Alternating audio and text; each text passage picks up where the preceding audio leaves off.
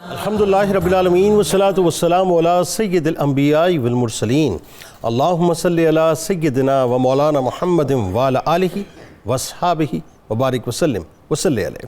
دنیا کے تمام دیکھنے والوں کو، تمام چاہنے والوں کو، تمام پیار کرنے والوں کو، اور جہاں جہاں تک اس وقت میری آواز کو سنا اور مجھے دیکھا جا رہا ہے، جنید اقبال کی جانب سے انتہائی محبت کے ساتھ السلام علیکم۔ ایک بار پھر ناظرین، آپ کو پر نور صبح نور کے ساتھ میں دل کی عطا گہرائیوں سے خوش آمدید کہتا ہوں، اور آئیے بلا توقف چلیں حضرت ابو انیس محمد برکت علی علیہ رحمہ کی تالیف اسماء النبی کریم صلی اللہ علیہ وآلہ وسلم سے رسول اللہ صلی اللہ علیہ وآلہ وسلم کا ایک اسم مبارک پڑھنے اور سننے کی سعادت حاصل کرتے ہیں۔ سیدنا جمیل صلی اللہ علیہ وآلہ وسلم، ہمارے سردار حسن و جمال کے پیکر، درود و سلام بھیجے اللہ صلی اللہ علیہ وآلہ وسلم پر، آپ صلی اللہ علیہ وآلہ وسلم کے آل پاک پر اور صحابہ کرام رضوان اللہ تعالیٰ علیہم اجمعین پر۔ حضرت انس اللہ تعالیٰ عنہ جو حضور نبی کریم صلی اللہ علیہ وآلہ وسلم کے آپ جانتے ہیں ناظرین کے خادم خاص تھے، اور تقریباً 10 سال تک آپ صلی اللہ علیہ وآلہ وسلم کی خدمت کا شرف حاصل کیا۔ وہ فرماتے ہیں کہ میں نے کسی ایسے ریشم یا دیباج کو مس نہیں کیا جو حضور نبی کریم صلی اللہ علیہ وآلہ وسلم کی مبارک ہتھیلی سے زیادہ ملائم ہو۔ ہمارے ساتھ ناظرین آج آپ ضرور جڑے رہیں۔ ایک بات میں ابتدا میں آپ کی گوش گزار کرنا چاہتا ہوں اور آپ کی توجہ چاہتا ہوں۔ الحمدللہ ہم مسلمان ہیں، اور یہ اللہ کا ہم پر بہت بڑا فضل اور کرم ہے۔ ہم اس فضل اور کرم کو ناظرین نہ جانچ سکتے ہیں، نہ ماپ سکتے ہیں صاحب، کہ اللہ تعالیٰ نے ہم پر کتنا بڑا احسان عظیم کر دیا ہے کہ ہمیں اس گھرانے میں پیدا کیا جس گھر کے اندر ہم لا الہ الا اللہ محمد رسول اللہ صلی اللہ علیہ وآلہ وسلم کی صداؤں کو سنا کرتے ہیں۔ یہ بہت بڑا انعام ہے، اس نعمت عظمیٰ کا ہم اندازہ کر ہی نہیں سکتے جو اللہ تعالیٰ نے ہم پر فضل کر دیا ہے۔ جب آپ اس بات کو سمجھ جائیں گے نا کہ اللہ تبارک و تعالیٰ نے ہم پر یہ انعام کیا کیا ہے، تو پھر آپ کو اندازہ ہوگا کہ اللہ تبارک و تعالیٰ نے آپ کو اس قبیل میں شامل کر دیا ہے جو قبیل غلامان مصطفیٰ صلی اللہ علیہ وآلہ وسلم کی قبیل ہے، جو قبیل اللہ اور اس کے رسول صلی اللہ علیہ وآلہ وسلم کے ماننے والوں کی قبیل ہے۔ آج پوری دنیا کے اندر قریب 2 ارب مسلمان بستے ہیں۔ اب آپ ذرا تصور کیجئے کہ اس وقت یعنی اس لمحہ موجود میں مسلمانوں کی تعداد تقریباً 2 ارب ہے۔ اربوں کی تعداد میں مسلمان آ کر گزر گئے، اور خدا جانے آگے جا کے معاملہ کیا ہوگا کہ کتنی تعداد میں مسلمان آئیں گے۔ اب ذرا تصور میں ویژولائز کیجئے، آج سے 1450 برس پہلے سرکار مدینہ صلی اللہ علیہ وآلہ وسلم ظاہری طور پر اعلان نبوت فرماتے ہیں، اسلام کا آغاز ہو رہا ہے، دین اسلام کی تبلیغ کا آغاز ہو رہا ہے، اور اس زمانے میں آپ سوچئے کہ ایک طرف جو ہے وہ طاغوت کھڑا ہوا ہے، یعنی دشمن کھڑے ہوئے ہیں، کفار کھڑے ہوئے ہیں، اور دوسری طرف سرکار مدینہ صلی اللہ علیہ وآلہ وسلم ہیں۔ اب ذہن میں رہے جو میں نے آپ کو بات کہی کہ اس وقت 2 ارب مسلمان ہیں، کتنے آئے معلوم نہیں، کتنے آئیں گے معلوم نہیں، یعنی اربوں کی تعداد میں کل بروز محشر یہ اربوں اور خربوں کی تعداد میں جب مسلمان اللہ کی بارگاہ میں پیش ہوں گے، آپ سوچئے اس صف میں جو لوگ کھڑے ہوں گے اس میں یہ بھی تو گنتی ہوگی نا جو سب سے پہلے ایمان لایا، جو اس کے بعد ایمان لائے، جو اس کے بعد ایمان لائے۔ لہذا آج میں ذکر کر رہا ہوں ایک ایسی ہستی کا، ایک ایسے صحابی رسول صلی اللہ علیہ وآلہ وسلم کا، ایک ایسے غلام کا جن کے سر اقدس پر یہ تاج سجا ہوا ہے کہ وہ سرکار علیہ السلام پر ایمان لانے والے، یعنی اسلام کی ڈومین میں، اسلام کی آربٹ میں داخل ہونے والوں میں 28ویں نمبر پر شامل ہوتے ہیں۔ یعنی ذرا تصور کیجئے اربوں خربوں کی تعداد میں مسلمان ہوں گے بروز محشر، اور جو 28واں نمبر کال کیا جائے گا وہ کسی اور کا نہیں بلکہ حضرت عامر بن ربیعہ رضی اللہ تعالی عنہ کا کال کیا جائے گا کہ یہ سرکار علیہ السلام پر ایمان لے آئے اس وقت جس وقت سرکار علیہ السلام دار ارقم میں داخل تک نہ ہوئے تھے۔ اور کیا مصفہ اور مجلہ باطن تھا آپ کا صاحب، یعنی آپ سے سوچئے کہ روح کتنی سعید تھی کہ آپ نے سرکار علیہ السلام کے حالات کے بارے میں سن رکھا تھا، ان کی نشانیوں کے بارے میں سن رکھا تھا، بس یوں کہیے کہ روح پیاسی بھی تھی اور تڑپی بھی تھی کہ جو حالات آپ سنتے چلے آ رہے تھے اور نشانیاں سنتے چلے آ رہے تھے، جیسے ہی سرکار علیہ السلام نے اعلان فرمایا ہے وہ تڑپی ہوئی پیاسی روح جو ہے سرکار علیہ السلام کی بارگاہ میں چلی گئی، ان کے قدمین شریفین کو بوسہ دیا، اور سرکار علیہ السلام پر، ان کے قول پر، ان کی تمام تر دعوت تبلیغ پر ایمان لا کر لبیک کا، اور ایسا لبیک کہا صاحب کہ آپ اور آپ کی زوجہ جو ہیں پھر فدا کا ابی و امی یا رسول اللہ صلی اللہ علیہ وآلہ وسلم کی ایسی عملی تفسیر بنے اور تصویر بنے کہ 2 مرتبہ، یعنی آپ کو پتہ ہے حالات بہت کشیدہ تھے، کفار جو ہے پرزور انداز سے مسلمانوں کی مخالفت نہیں کر رہے تھے، ان کو زد و کوب کر رہے تھے، ان پر ظلم و ستم کر رہے تھے.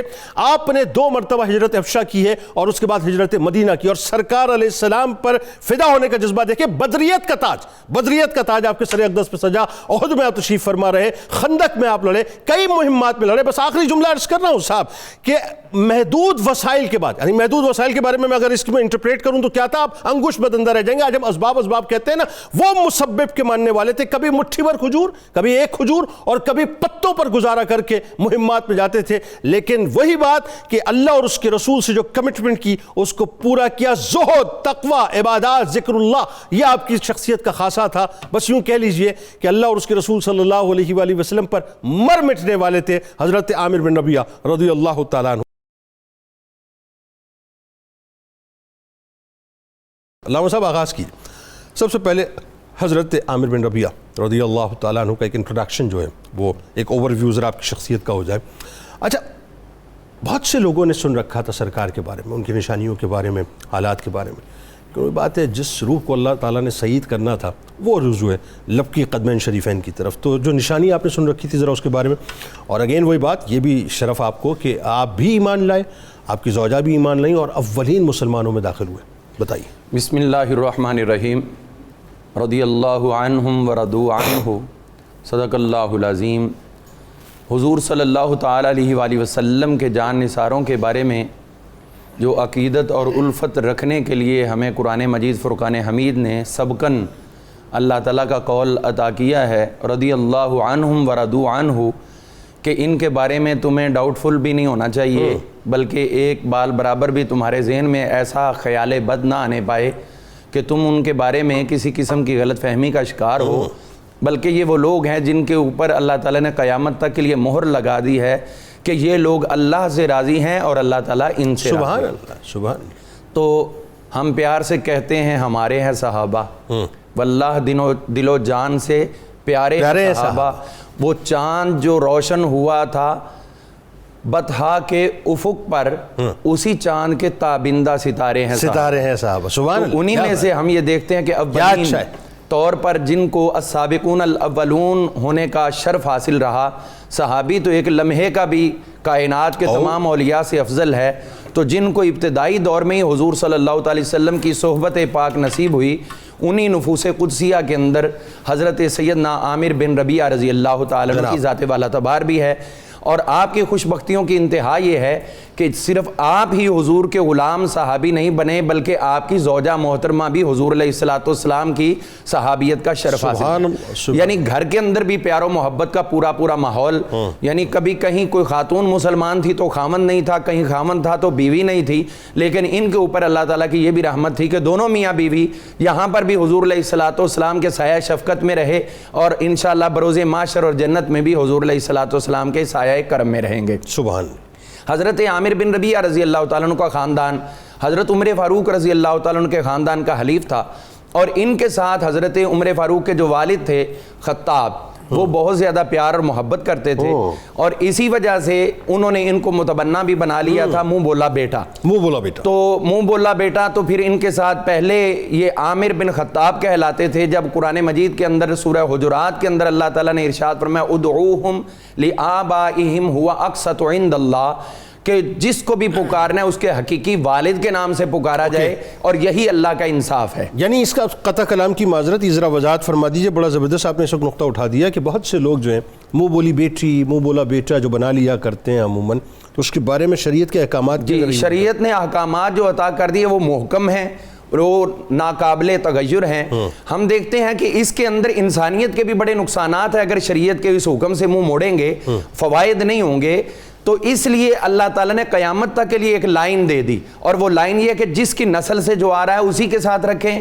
اب ایک بندہ ہے، اس کی اولاد نہیں ہے اور اس کی وراثت قرآن پاک نے تقسیم کر دی ہے، لیکن اس نے کسی اور کو لے کے پال لیا بیٹا لے کر، تو اب جن کے حصص قرآن مجید نے مقرر کر دیے تھے اب وہ ان حصص سے محروم ہو گئے.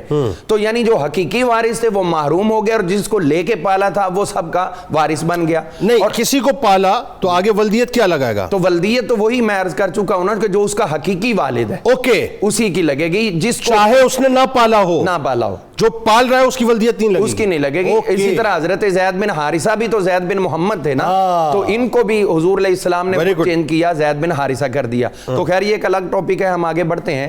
قبول اسلام میں حضرت سیدنا عامر بن ربیعہ رضی اللہ تعالیٰ عنہ کا 28واں نمبر تھا، اور ابھی تک حضور علیہ السلام دار ارقم میں بھی تشریف نہیں لے کر گئے تھے، تو اس سے پہلے آپ کو قبولیت اسلام کا شرف حاصل ہو رہا تھا۔ اور اس کی بھی ایک وجہ تھی کہ حضرت زید جو تھے، زید بن عمرو بن نفیل، یہ ایک وہ ہستی تھے جو اسلام کے اظہار سے، حضور علیہ السلام کے اظہار نبوت سے بھی قبل یہ عقیدہ توحید پر تھے، اور یہ در حقیقت ایسا ہوا کہ یہ ملک شام کے اندر زید بن عمرو بن نفیل گئے تھے، وہاں پر ان کے احبار کے ساتھ ملاقات ہوئی، اور جو اس زمانے کے اندر نصرانیت کے بڑے بڑے عالم تھے ان کے ساتھ ملاقات ہوئی، تو انہوں نے ان سے ان کا علاقہ پوچھ کر جب بات کی تو انہوں نے کہا کہ تمہارے ہاں ان قریب ایک نبی آنے والے ہیں، اگر وہ تمہاری زندگی میں آ جائیں تو ہماری طرف منہ نہ کرنا، بلکہ انہی کا کلمہ طیبہ پڑھ کے ان کے دائرہ ایمان میں داخل ہو جائیں۔ تو یہ اسی چیز پر کاربند رہے، اور یہ پھر جو اصنام کے نام پر جانور ذبح کیے جاتے تھے ان کا بھی کھانا یہ تناول نہیں کرتے تھے زید، اور یہ زید جو تھے حضور علیہ السلام کے قریبی رشتہ داروں میں سے بھی تھے۔ حضور علیہ السلام کی حقیقی پھوپھو حضرت امیمہ بنت عبد المطلب، ان کے یہ فرزند تھے، حضرت امیمہ کے، یہ زید بن عمرو بن نفیل، تو اس حوالے سے حضور علیہ السلام کے کزن بھی تھے۔ لیکن ابھی چونکہ اظہار نبوت نہیں ہوا تھا تو حضور علیہ السلام کے متلاشی رہے، تو انہی کے ساتھ جن کے آج ہم گفتگو کر رہے ہیں، عامر بن ربیعہ، ان کے ساتھ جب بات ہوتی تو ان کو سمجھاتے کہ ان قریب ایک ہستی تشریف لائیں گے جو اولاد اسماعیل میں سے ہوں گے، بنو عبد المطلب سے ہوں گے، اگر میرے سامنے وہ تشریف فرما ہوئے تو میں ضرور کلمہ پڑھوں گا، اور اگر میری زندگی نے وفا نہ کی تو میں تجھے ضرور کہتا ہوں کہ ان کی خدمت میں حاضر بھی ہونا اور میرا سلام بھی عرض کرنا، اور ان پر ایمان بھی لے کے آنا۔ اور اسی لیے جب انہوں نے حضور علیہ السلام کی خدمت میں ان کا سلام پیش کیا تھا تو امام ابن عساکر نے یہ واضح کیا ہے کہ حضور علیہ السلام فرماتے تھے ان کا نہ صرف سلام قبول کیا بلکہ فرمایا کہ جنت کے اندر میں نے اس کو 2 درجے بلند دیکھا، 2 درجے بلند دیکھا، اور جنت میں ناز و انداز سے چلتا ہوا ان کو پایا ہے۔ تو یہ ان کا دیا ہوا سبق ان کے ذہن میں تھا۔ تو جیسے ہی حضور علیہ السلام نے اظہار نبوت کیا، میں ایک چھوٹی سی وضاحت یہ بھی دینا چاہوں کہ اگرچہ اظہار نبوت کے کچھ وقت بعد یہ ایمان لائے، تو اس کی ایک وجہ تھی کہ جب حضور علیہ السلام نے اظہار نبوت کیا تھا تو یہ یہاں پر موجود نہیں تھے، یہ شام کے اندر ادھر کئی سال رہے، جب ادھر سے آئے ہیں تو آتے ہی پھر حضور علیہ السلام وہی بات ہے کہ چونکہ روح کی پیاس تھی تو وہ پیاس جو ہے وہ ظاہر اپنی منزل کو پہنچ۔ اچھا، اب اس میں ایک بڑا لطیف نقطہ وہ یہ کہ خاندان فاروقی سے آپ کا بڑا جو ہے وہ ایک گہرا تعلق، ربط اور ضبط تھا، اور اس تعلق میں ظاہر ہے وہ آخری وقت تک رچاؤ نظر آتا ہے حضرت عمر فاروق رضی اللہ تعالیٰ عنہ کے ساتھ آپ کا۔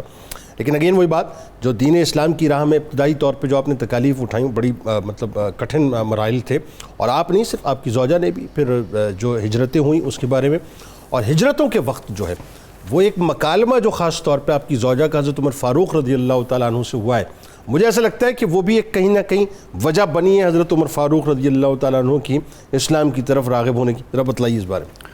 بسم اللہ الرحمن الرحیم۔ جنید صاحب، ہمارے اسلام کی جو اولین جماعت ہے، صحابہ کرام رضوان اللہ تعالیٰ علیہم اجمعین، ان کا مطالعہ کرنے کا جو بنیادی مقصد یہ ہوتا ہے کہ ہم انسانیت کا اسلام کی طرف میل ہونے کے اعتبار سے مطالعہ فرمائیں۔ جناب، اس میں کوئی شک نہیں کہ ہدایت کا سب سے بڑا آفتاب وہاں طلوع ہوا ختم رسالت مآب صلی اللہ علیہ وسلم کی روشنی میں۔ لیکن یہ بھی ہمیشہ یاد رکھیں، اندھیرا بھی بہت گھٹا ٹوپ تھا۔ اس گھٹا ٹوپ اندھیرے میں جن لوگوں نے حق شناسی میں اولیت اختیار کی ان کو کریڈٹ دینا پڑتا ہے۔ کیا بات! اس میں کوئی شک نہیں کہ آفتاب نکل آیا، لیکن آفتاب کئیوں کو نظر نہیں آیا، لیکن جو فطرت سلیمہ پر تھے سبحان اللہ، انہوں نے بہرحال ضرور جھانک لیا۔ سبحان اللہ۔ تو دوسرا دیکھنے یہ پڑتا ہے کہ یہ جو خاندانوں کے جو حلیف ہوتے ہیں ان کے مزاجوں کے اندر بڑی ہم آہنگی ہوتی ہے، ان کے مزاج میں بڑی مطابقت ہوتی ہے۔ جناب، حضرت عمر بن خطاب رضی اللہ تعالیٰ عنہ کی جب آپ خدمات اسلام کو چیک کر دیں تو اس خدمات اسلام کے آئینے میں عامر بن ربیعہ کی شخصیت بھی ساتھ ساتھ نظر آتی ہے. سبحان اللہ. تو اس کا مطلب ہے کہ یہ بندہ بھی، یہ صحابی رسول بھی بنیادی طور پر اسی پیٹرن کے بندے ہیں جس پیٹرن کے حضرت عمر بن خطاب ہیں. اس وجہ سے وہی یارانہ، وہی تعلقات اور بڑے بڑی جگہوں پر اپنے ساتھ لے کر جانا، حج کے موقع پر ساتھ رکھنا، بیت المقدس کے موقع پر ساتھ لے جانا، تو یہ مظاہر بھی نظر آتے ہیں. کند ہم جنس بہم جنس پرواز. بالکل ٹھیک. کبوتر بکبوتر باز بباز. اور دوسرے دیکھنا یہ پڑتا ہے جنہیں سے بھی بہت خوبصورت بات ہوتی ہے. عام طور پر یہ ہوتا ہے کہ بندے حق کی طرف آ جاتے ہیں، لیکن جب مسائل کا بہت شدت سے سامنا ہو اور اتنا سامنا ہو کہ آپ کو جان بھی دینی پڑے گی، تو بڑے بڑے لوگ پیچھے ہٹ جاتے ہیں.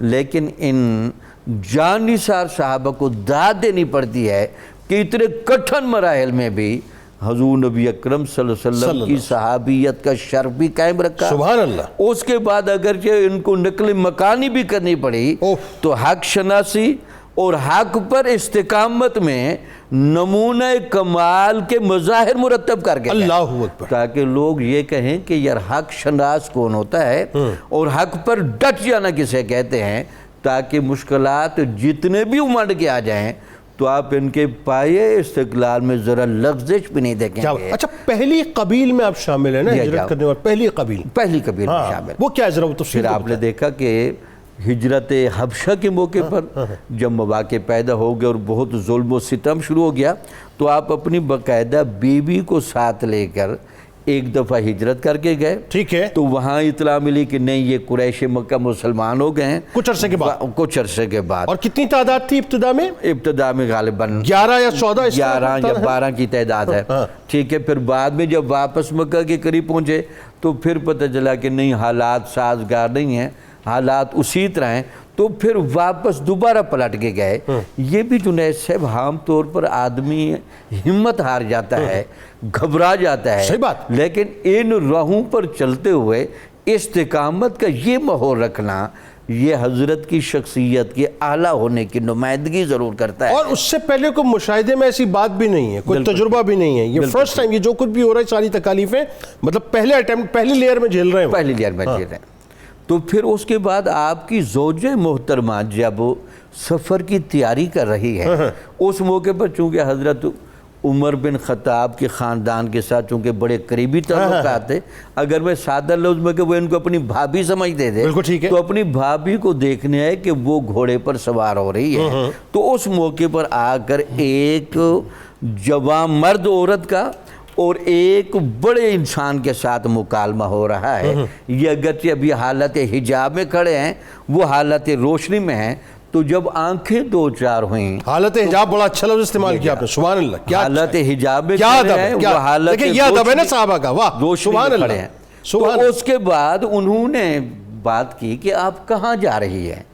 اے بھابھی کہاں جا رہے ہیں؟ انہوں نے کہا جی میں حبشہ کی طرف جا رہی ہوں، کیونکہ جو تم نے ظلم و ستم شروع کر دیا ہے، ہم نے کوئی غلط قدم تو نہیں اٹھایا. ہمارے سامنے ہدایت کا آفتاب سامنے آیا، ہم نے دل و جان سے فیصلہ کیا، ہماری روح نے گواہی دی، ہم نے اس کو جب مانا تو یہاں ظلم و ستم کی جو اتنی داستان شروع ہو گئی ہے، تو اب ہمارے پاس نقل مکانی کے علاوہ چانس بھی کوئی نہیں ہے. اور بھائی کو اس حسرت بھری نگاہ سے دیکھتی بھی جا رہی ہیں کہ آپ اپنا ظلم بھی اپنے پاس رکھ لیں اور ہم دیکھیں نقل مکانی کر کے اپنا اسلام وہاں محفوظ رکھیں گی اور اپنے نبی کے دین کا پرچم لہرائیں گی. تو اس موقع پر آپ کی یہ ہمت، آپ کا یہ استقلال حضرت عمر فاروق کے سامنے ہمیشہ سوالیہ نشان بن کے چلتا رہا کہ یار یہ کیسی ایک مسلمان عورت اور صحابی ہے جس نے میرے ضمیر کو جھنجھوڑ کے رکھ دیا ہے کہ حق شناسی میں ابھی بھی پردے حائل ہیں. اب بھی آپ کو وہ ہمت نہیں ہو رہی کہ آپ بڑھ کر حق کا دامن تھام لیں. شاید آپ اسی انتظار میں تھے کہ حضور نبی اکرم صلی اللہ علیہ وسلم کی دعا میرے لیے ہو اور میں قدمین شریفین میں حاضر. اور آپ دیکھیں کہ وہ اس ساری کنورزیشن کے بعد ایک کنورزیشن میاں بیوی کی، حضرت عامر بن ربیعہ رضی اللہ تعالیٰ عنہ کی اور حضرت لیلہ رضی اللہ تعالیٰ عنہ کی ہوئی ہے. اور اس وقت انہوں نے بھاپ لیا تھا کہ ایک رمق جو ہے، یعنی کہیے کہ چنگاری جو ہے وہ جل گئی ہے حضرت عمر فاروق رضی اللہ تعالیٰ عنہ کے من میں. اب آخر میں آئیے مرویات پہ بات کرتے ہیں. مرویات کے بارے میں چاہتا ہوں ذرا چنیدہ مرویات لوگوں کو سنائیں آپ کی, اور ذرا تھوڑا سا جھنجھوڑیں, بس یہی کر سکتے ہیں صاحب, بتائیے ذرا. جنید بھائی, حضرت عامر بن ربیعہ رضی اللہ تعالیٰ عنہ کو یہ اعزاز بھی ہے کہ انہوں نے براہ راست نبی اکرم صلی اللہ علیہ وآلہ وسلم سے بھی سنا اور روایت کیا, اور اسی طرح شیخین سے حضرت سیدنا صدیق اکبر رضی اللہ تعالیٰ عنہ اور فاروق اعظم رضی اللہ تعالیٰ عنہ سے بھی انہوں نے روایت کیا جناب. اور جنہوں نے آپ سے روایت کیا ان میں حضرت عبداللہ ابن عمر, حضرت عبداللہ ابن زبیر, اور اسی طرح آپ کے صاحبزادے حضرت عبداللہ بن عامر ربیعہ رضی اللہ تعالیٰ عنہ مجمعین شامل ہیں جنہوں نے آپ سے روایت کیا. 22 روایات ہیں آپ کی جو مختلف کتب حدیث میں موجود ہیں. ان میں سے ایک روایت آپ کی یہ ہے کہ نبی اکرم صلی اللہ علیہ وسلم نے خطبہ دیتے ہوئے دوران خطبہ یہ بات ارشاد فرمائی کہ بندہ جب تک, اللہ فرماتا ہے کہ بندہ جب تک, نبی علیہ السلام نے فرمایا کہ بندہ جب تک مجھ پر درود پڑھتا ہے اللہ تعالیٰ اور اس کے فرشتے اس پر رحمتیں نازل کرتے رہتے ہیں. اس سے اگلی بات بڑی قابل توجہ ہے, فرمایا کہ اب بندے کی مرضی ہے وہ کم پڑھے یا زیادہ پڑھے. یعنی اس کا مطلب یہ کہ آپ سرکار علیہ السلام پہ درود نہیں بھیج رہے, اپنے اوپر رحمتیں نازل فرما رہے ہیں, اپنے اوپر وہ اپنے لیے کرم کی بارش جو ہے وہ اس کا ذریعہ بن رہا ہے. تو فرمایا کہ اب اس کی مرضی ہے کم پڑھے یا زیادہ پڑھے. اسی طرح نبی اکرم صلی اللہ علیہ وسلم نے فرمایا جب تم جنازے کو دیکھو اور جنازے کے ساتھ جانے کا ارادہ نہ ہو تو اس جنازے کے احترام میں اٹھ کر کھڑے ہو جاؤ, اور جب تک وہ جنازہ نظر آتا رہے کھڑے رہو یہاں تک کہ وہ جنازہ تمہیں پیچھے چھوڑ دے, یعنی گزر جائے یا اس جنازے کو رکھ دیا جائے تو اس جنازے کے احترام میں. یعنی یہ بنیادی طور پر جنازے کا ادب اور اس کا پروٹوکول ہے. بالکل ٹھیک ہے. اور پھر تیسرا, نبی اکرم صلی اللہ علیہ وسلم کے بارے میں حضرت عامر بن ربیعہ فرماتے ہیں میں نے نبی علیہ السلام کو روزے کی حالت میں اتنی بار مسواک کرتے ہوئے دیکھا کہ میں اس کو شمار نہیں کر سکتا. اب یہاں یہ دو باتیں سمجھنے والی ہیں, ایک تو روزے کی حالت میں مسواک اس کی اجازت ہے, اور دوسرا یہ کہ نبی علیہ السلام کو مسواک سے کتنی محبت تھی کہ فرمایا کہ اگر مجھے اپنی امت پر مشقت کا خیال نہ ہوتا تو میں ان کو حکم دیتا کہ یہ ہر نماز کے لیے مسواک کیا کریں لازمی. تو اس سے جو نبی علیہ السلام کی جو مسواک کے ساتھ محبت ہے اس کی, اور طہارت اور نظافت اور صفائی کے والے سے نبی اکرم صلی اللہ علیہ وسلم کا یہ طریقہ. پھر فرماتے ہیں حضرت عامر بن ربیعہ کہ نبی علیہ السلام نے ارشاد فرمایا العمرۃ الی العمرہ, ایک عمرے سے دوسرا عمرہ کفارۃ لما بینہما من الذنوب والخطایا, ایک عمرے سے دوسرا عمرہ یعنی ایک عمرہ کرنے کے بعد دوسرا عمرہ, اس کے درمیان جو خطائیں ہوتی ہیں جو گناہ ہوتی ہیں دوسرا عمرہ اس کا کفارہ بن جاتا ہے. اب اس سے مراد ہم کیا لیں کہ ایک وزٹ میں ایک عمرے کے اور دوسرے عمرے کے درمیان, یا ٹریولنگ تواتر سے؟ اس سے آپ دونوں مراد لے سکتے ہیں. اوکے جی, وہ رب کا کرم ہے, وہ جس طرح چاہے نواز دے, اس کو ہم محدود نہیں کر سکتے, دونوں مراد لے سکتے ہیں. یعنی سال میں ایک عمرہ کیا, اگلے سال پھر کیا, اس کے درمیان یا پے در پہ ایک سفر میں عمرے کیے. بلکہ حج کا بھی ذکر ہے حدیث پاک میں. جی یہ آگے ذکر آ رہا ہے والحج المبرور لیس لہ جزاء الا الجنہ. اور حضرت عامر بن ربیعہ فرماتے ہیں کہ نبی علیہ السلام نے فرمایا حج مبرور ایسا حج ہے کہ اس کی جزا جنت کے علاوہ کچھ نہیں. سبحان اللہ, اس کی جزا جنت ہے. اب یہاں یہ بات سمجھنے والی ہے کہ حج مبرور کیا ہوتا ہے. حج مبرور وہ ہے جس میں تمام آداب کو بجا لایا جائے, جس میں فوش کلامی نہ ہو اور حج کے آداب کے خلاف ایسی کوئی بات نہ ہو, کوئی فسق و فجور نہ ہو, گالی نہ ہو, جھگڑا نہ ہو, اس سے اور صبر کا اس کے اندر مظاہرہ ہو. تو یہ ساری باتیں جس حج میں کہ حج کے تمام آداب کے ساتھ جو حج کرے اس کو حج مبرور کہا جاتا ہے. وہی حج مبرور بھی ہے اور وہی حج اکبر بھی ہے. حج اکبر بھی ہے, بالکل ٹھیک ہے. اور اس طرح ایک مسئلہ آپ نے بیان کیا کہ ایک بندے کو قبلے کی سمت کا پتہ نہیں چل رہا کہ قبلہ کس طرف ہے, تو وہ تحریک کرے, غور و فکر کرے, وہاں کوئی بندہ بھی موجود نہیں ہے, آثار بھی نہیں ہے, تو جس طرف اس کا غور و فکر کے بعد میلان ہو وہ اس کی طرف توجہ کر کے نماز پڑھ لے. بعد میں پتہ چلا کہ قبلہ ادھر نہیں تھا تو نماز اس کی ہو جائے گی. اچھا, اس میں آپ فرماتے ہیں کہ موسم ابر آلود تھا, رات کا وقت تھا, تو ہم نے نماز پڑھی, نماز پڑھنے کے بعد ہمیں معلوم ہوا کہ قبلہ ادھر نہیں تھا, غور و فکر کیا, لیکن بعد میں پتہ چلا کہ قبلہ ادھر نہیں تھا, تو نبی علیہ السلام سے عرض کیا کہ حضور یہ مسئلہ ہے. آپ نے فرمایا وَلِلَّهِ الْمَشْرِقُ وَالْمَغْرِبُ فَإِنَّمَا تُوَلُّوا فَثَمَّ وَجْهُ اللَّهِ, کہ مشرق و مغرب اللہ کے لیے ہے, تم جدھر چہرہ کرو اللہ ادھر ہی ہے. تو یہ آپ نے بیان فرمایا کہ چونکہ تحریر اور غور و فکر کیا تھا, اس کے بعد چونکہ معلوم نہیں تھا کہ قبلہ سمت کدھر ہے, تو نماز تمہاری ہو گئی. بہت شکریہ آپ تینوں احباب کا کہ آپ تشریف لائے.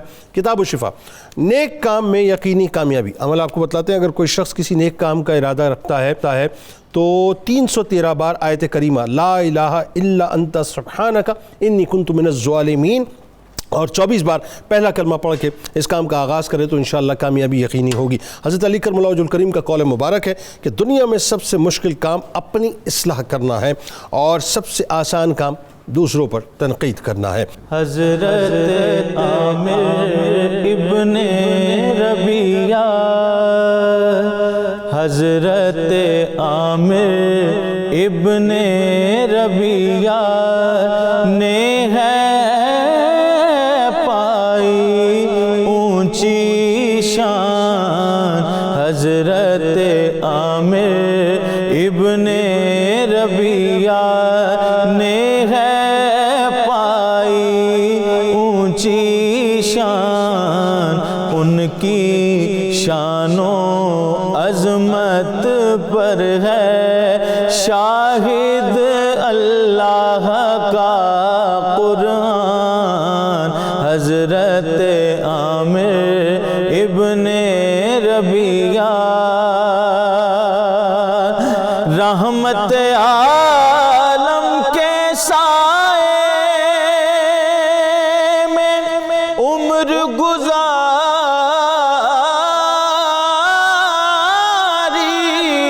عامر نے رحمت عالم کے سائے میں عمر گزاری، عامر نے مال دنیا سے بیزار، مال دنیا سے بیزار تھے، کرتے جنت کا سامان، حضرت عامر ابن ربیعہ وہ سابقون میں شامل، وہ ہیں مہاجر وہ غازی، وہ سابقون میں شامل، وہ ہیں مہاجر وہ غازی، اہل بدر میں بھی ہیں عامر، اہل بدر میں بھی ہیں عامر، عشق نبی کی ایک برہان، حضرت عامر ابن ربیعہ آقا کے فرمان تھے ساجد ازبر پیارے عامر کو، آقا کے فرمان تھے ساجد ازبر پیارے آقا کو، ان کی نبی سے سچی الفت، ان کی نبی سے سچی الفت ہی ٹھہری ان کی پہچان، حضرت عامر ابن ربیعہ نے ہے پائی اونچی شان، ان کی شان و عظمت پر ہے شاہد اللہ کا قرآن۔